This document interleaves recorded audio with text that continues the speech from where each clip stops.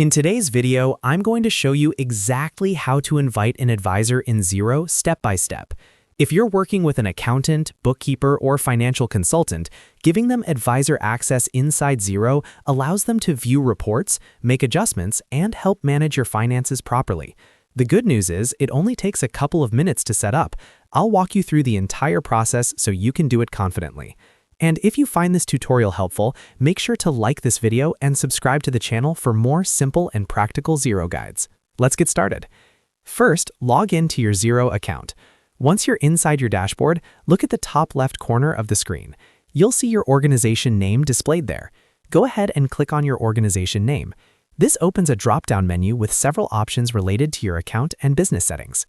From the drop-down menu, click on Settings.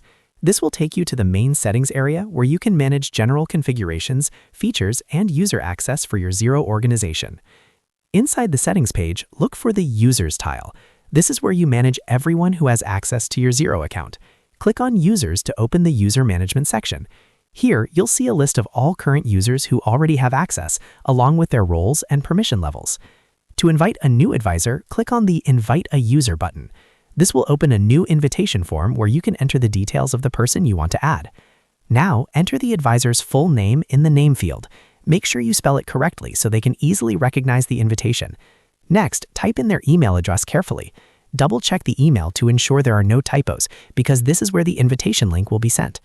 Below the name and email fields, you'll see different user role options. This is a very important step. Select the Advisor radio button. Choosing Advisor gives the person advanced access rights that are typically required by accountants and financial professionals. This allows them to access more detailed financial data and perform higher-level tasks compared to standard users. After selecting Advisor, you'll see additional permission options appear. Make sure to check the box for Specialist Reports. This gives your advisor access to detailed financial and analytical reports that are often necessary for year-end accounts, tax filing, and financial planning. Enabling this ensures they have everything they need to properly support your business. Once you've filled in the name, email, selected advisor, and checked specialist reports, take a moment to review everything. Confirm that all the information is correct and that the correct role is selected. When you're ready, click on Send Invite.